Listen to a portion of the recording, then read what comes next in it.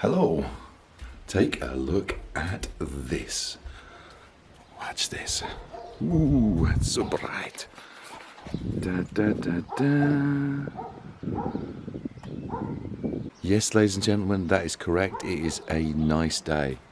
So hopefully it'll be like this the whole day. And that dog will stop barking and everything will be fine. So this is what happens every morning between 9 o'clock UK time and 9:20. We're all different. If you need to bend the knees and bring them up here, that is totally cool. If you want to go straight legs, that is also good. That's your 10-second breather, or go now if you're doing the 10-second rounds. Cool, eh? You can join in. Just go to Competa Boxercise on Facebook.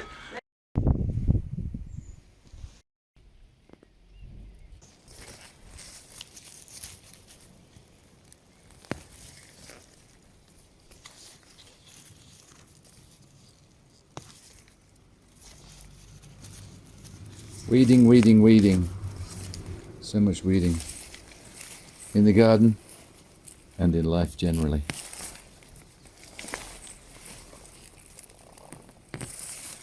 Should really be encouraging people in your world to bring you happiness, bring you joy, bring you energy. I believe this may be the highlight of my day. A close second was cleaning up the soup that fell over in the fridge and splashed over all the vegetables, all the tiles. It was yum. It was nice. But now what I'm going to go and do is I'm going to empty this of bottles one by one. I'm going to unload That's my never ammunition bottles. We haven't into drunk the any alcohol. recycling centre. So yeah, I'm not. I haven't got my mask and my gloves on yet because I'm still loading up the car. But yeah, I am going to do that, and it's quite nice just to, I don't know, just to sit in the car, man. Or When was the last time you went out? I don't even know. Like maybe 5 days ago or something. I've only been out twice. I've been out twice in almost 3 weeks. So, the highlight of my day, apart from talking to Sarah this morning in my office and spending it with Kate, of course, and talking to you, is that I'm doing my exercise. Just to come up, check out the road, and then back down the steps again, and again, up and down, all the way down. And we're very lucky to have some steps to go up and down, really. Because there's a lot of people who travel in apartments, particularly in the cities here in Spain. I was talking to my daughter Georgia yesterday, who lives in Madrid, and with her partner, and they've got a little one bedroom apartment that they rent in the centre. And of course, the whole thing about being in the centre is going out. So the actual apartment has no direct light. It's what's called an internal patio one, where it just looks out into sort of central space. They can't see, they don't get any sunlight or anything like that, so they haven't got the great advantage that I've got, which is being able to walk around these two trees and back up the stairs again. In fact, I've walked around them twice now, because this is nice to walk around because of the smell from the blossom. And obviously, like, this is one of the things that there's a great advantage in being in Spain as opposed to being in Yorkshire, is that we have orange blossom, or satsuma blossom in this case, mandarinas. Look, they're nice as well, and they are very sweet and very edible, and they last for quite a long time. The season, as in, the tree keeps producing for a few months, 3 months, and then we just go back up the steps to the top, and then back down again. Okay, it's doing more prep here. That just smells so bad. I don't even want to put it in the car. Oops, that'll be from the cat litter. And up we go, and down we go, and up we go, and down we go ad infinitum. And part of the reason for doing this is, well, there's two really. One is that I would normally... a car. Yeah, somebody who doesn't really give a shit. You never know, maybe they've got a real reason. Two reasons for doing this. One is obviously the actual physical necessity of moving your body and going up and down, particularly going up and down stairs. Let's see if I can get through here. And the other, which is a big deal really, probably at least as big, if not bigger, and that is that people think about this as a health crisis in the physical sense, you know, regarding our physical health. But actually, you know, it's just as much a mental health crisis as it is a physical one. And people are they just don't really know how to cope, and there are a lot of people in very difficult situations, like people who would normally get help with their kids or parents or whatever, who find themselves now stuck in with 3 kids, or you know, they're just there the whole time with somebody, you know, looking after a parent who's got dementia, for example. Or worse still, they are in a difficult relationship, possibly an abusive relationship that you know, they were going to be leaving, and now here they are locked in with their abuser for for God knows how long. You know, or there's people who've just started a relationship, they've been seeing each other for a couple of weeks or whatever, and then oops, you know, now you're going to get to know each other, and you know, like this, it's very, very difficult.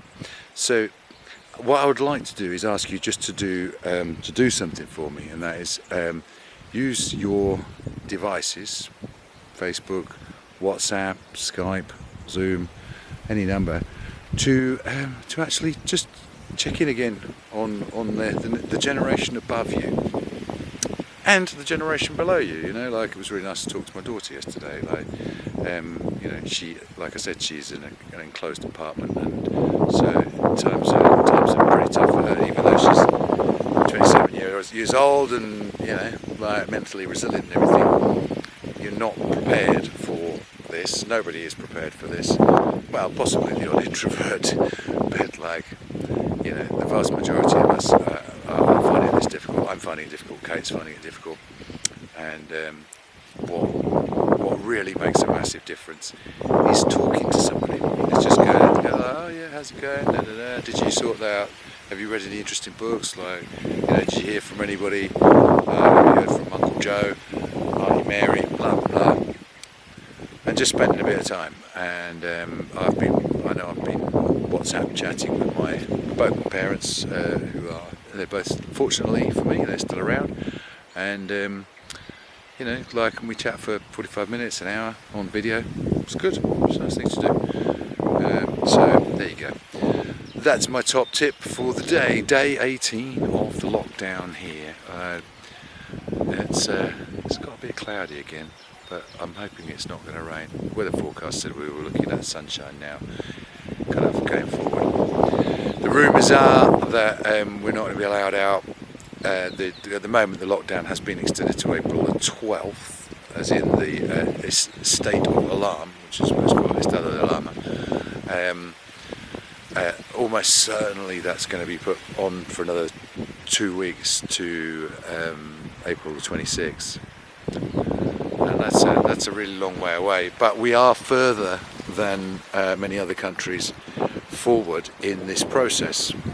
So, you know, another day ahead is always another day nearer the end of this for us, and that is something to look forward to. There's lots of things to look forward to, actually. You know, like, I'm really positive about taking advantage of the time that I've got, and doing good stuff with it. And you probably will have heard me go on about this lockdown music festival that we're doing. That's me, Paddy, Chris, Mike, Els. Tomorrow is the last one because it's a hell of a lot of work. But you know, the repercussions of that have just boomed out all over musicians across the internet. There's loads of copycat festivals, so that's already good. That was a really positive thing. People are getting into growing their own stuff, which is again something really that's amazing. Boris Johnson and the Tory government in the UK seem to have decided that they are actually socialists. I don't know, I'm not quite sure what's going on there, but they're just doing all this stuff that like you just couldn't imagine Jeremy Corbyn being able to, or even bloody Fidel Castro, you know what I mean? Like, it's quite extraordinary what's going on there. So that's another really good thing. I think the NHS is probably going to survive for another 50 years or so. It's going to be safe from the grasping hands of the likes of Richard Branson for quite some time now. And hopefully there's a little bit of a re-evaluation about the sort of the notion of, like, you know, what are the things to aspire to. Because as I was growing up, one of the things that everybody used to sort of, or that we were told we should aspire to, was what is essentially profligacy, wasting. You know, like having a massive car that does only 8 miles to the gallon with a V12 engine in it and a heated swimming pool that you never use, but it's hot all through the winter, having the air conditioning on and leaving the windows open. All those kind of things were seen as being good, you know. They were things to aspire to.